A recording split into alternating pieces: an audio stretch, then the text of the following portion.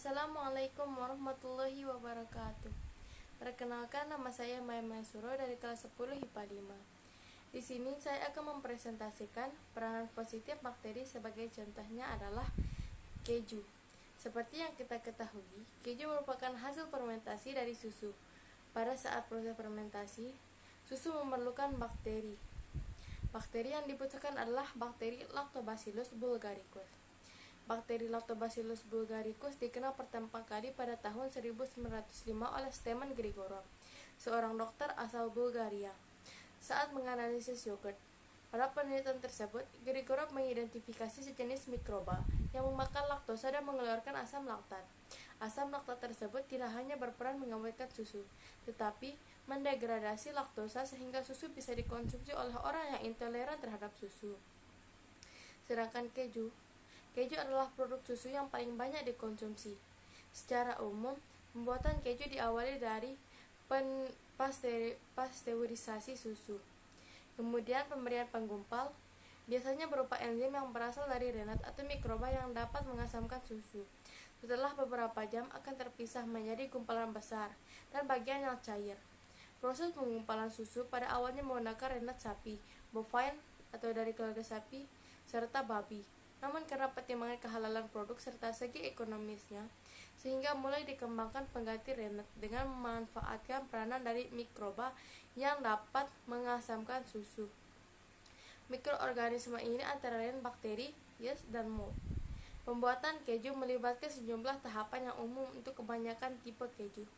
Susu keju diberi perlakuan pendahuluan, bisa berupa pematangan awal setelah penambahan kultur bakteri yang tepat dan setiap tipe keju, dan dicampur dengan renat. Aktivitas enzim pada renat menyebabkan susu terkoagulasi menjadi jeli padat yang dikenal dengan koagulum. Jeli ini dipotong dengan alat pemotong khusus di tempat yang pertama untuk memfasilitasi pengeluaran whey. Selama periode proses pembuatan dadih atau curd, bakteri tumbuh dan membentuk asam laktat, dan butiran-butiran dadih dikenai perlakuan mekanik dengan alat pengaduk. Sementara itu, pada saat bersamaan dadih dipanaskan menurut setting program. Keju dibuat dari aktivitas bakteri Lactobacillus bulgaricus.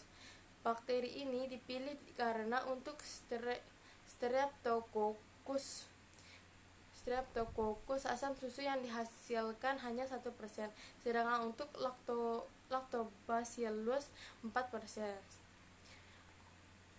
Lactobacillus lebih toleran terhadap asam daripada Streptococcus.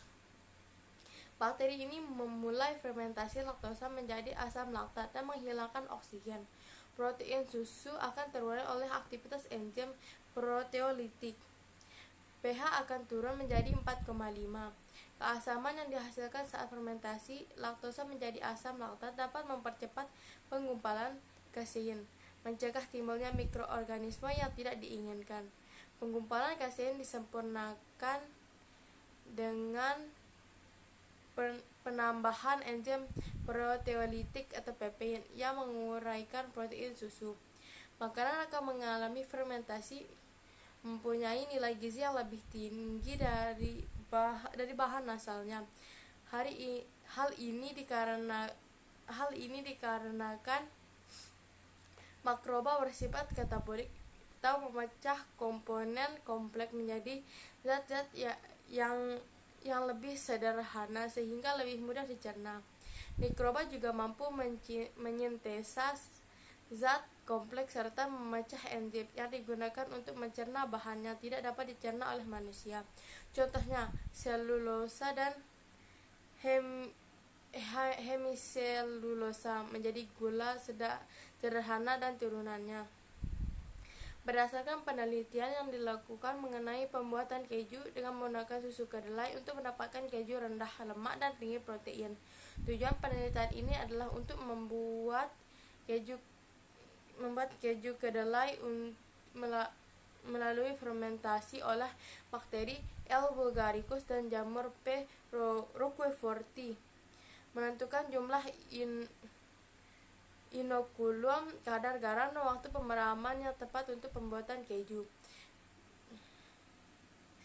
dan memperoleh keju yang memiliki karakteristik kadar protein tinggi, kadar lemak rendah, dan cita rasa yang diterima. Penelitian dilakukan dalam beberapa tahap, yaitu pembuatan susu kedelai, penggumpalan protein susu kedelai oleh L. bulgaricus, dan optimasi terhadap faktor pertumbuhannya yaitu suhu, pH medium, serta jumlah inokulum melalui substrat cair. Melalui fermentasi substrat cair, parameter yang diukur adalah pH, kadar asam laktat, dan baret tadi. Pembuatan keju dilakukan melalui fermentasi dadi oleh P. roqueforti dengan menggunakan variasi perlakuan jumlah inokulum 5,10,15%, kadar garam 2,5 dan 3 derajat, serta lama pemeraman 2 dan 3 hari. Parameter yang diukur adalah pH, kadar asam laktat, dan kandungan lemak serta protein. Berdasarkan hasil penelitian, diketahui bahwa umur inokulum terbaik untuk L. bulgaricus adalah 4 jam dengan laju pertumbuhan spesifik 0,93204. Untuk P. roqueforti adalah 3 hari dengan laju pertumbuhan 0,46025. Proses penggumpalan protein susu kedelai oleh L. bulgaricus berlangsung baik dengan kondisi suhu inkubasi 45 derajat Celcius, pH awal medium 5,5, dan jumlah inokulum 10% VLP. Berdasarkan hasil pengukuran kadar lemak, kadar protein, dan uji organoleptik terhadap proses pemeraman oleh P. roqueforti, keju dengan karakteristik kadar lemak rendah, kadar protein tinggi, dan cita rasa yang disukai oleh dan perlakuan jumlah inokulum 15% P/B, kadar garam 2%, dan lama pemeraman 3 ban. Kadar protein dan lemak yang dihasilkan oleh perlakuan ini masing-masing adalah 10,25% dan 0,47%. Secara umum, bakteri asam laktat dapat dibedakan atas 2 kelompok, yaitu bakteri homofermentatif yang meliputi proses glukosa difermentasi menghasilkan asam laktat sebagai satu-satunya produk. Contoh: Streptococcus, Staphylococcus, dan beberapa Lactobacillus. Bakteri heterofermentatif, yaitu glukosa difermentasikan selain menghasilkan asam laktat juga memproduksi senyawa-senyawa lainnya, yaitu etanol, asam asetat. Contoh: Leuconostoc. Bakteri homofermentatif melibatkan aldolase dan heksosa. Aldolase namun tidak memiliki fosfoketolase, serta hanya sedikit atau bahkan sama sekali tidak menghasilkan CO2. Jalur metabolisme dari yang digunakan pada homofermentatif adalah lintasan Emaden-Meyerhof-Parnas untuk menghasilkan piruvat, kemudian direduksi menjadi asam laktat, melibatkan enzim laktase dehidrogenase menggunakan kelebihan NADH. Beberapa contoh genus bakteri yang merupakan bakteri homofermentatif adalah Streptococcus,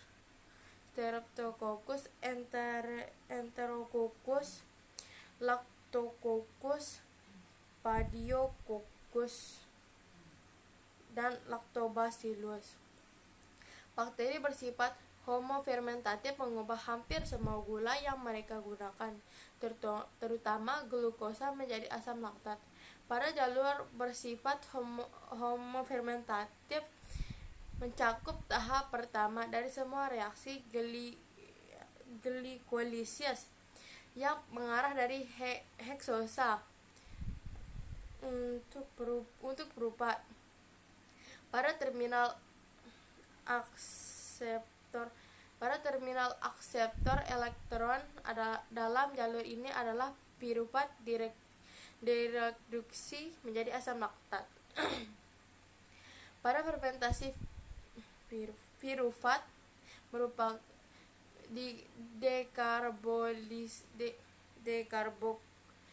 dekarboksilasi untuk etanol yang merupakan terminal akseptor elektron yang dikurangi menjadi etanol. Aktivitas bakteri asam laktat berlawanan dengan aktivitas bakteri patogen. Bakteri asam laktat menghasilkan asam laktat yang dapat menurunkan nilai pH 3-4,5 untuk menghambat bakteri patogen seperti Salmonella dan Staphylococcus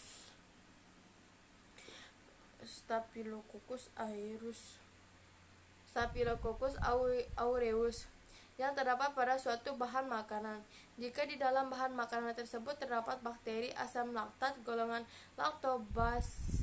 Lactobacillus, asam laktat yang dihasilkan menurunkan nilai pH dari lingkungan pertumbuhannya, menimbulkan rasa asam serta menghambat pertumbuhan dari beberapa jenis mikroorganisme lainnya. Bakteri asam laktat mampu mengubah karbohidrat glukosa menjadi asam laktat. Bakteri asam laktat juga menghasilkan senyawa tertentu yang dapat meningkatkan nilai organoleptik makanan dan minuman, termasuk rasa dan bau yang mengundang selera serta memperbaiki penampilan makanan. Terima kasih, sekian dari saya. Wassalamualaikum warahmatullahi wabarakatuh.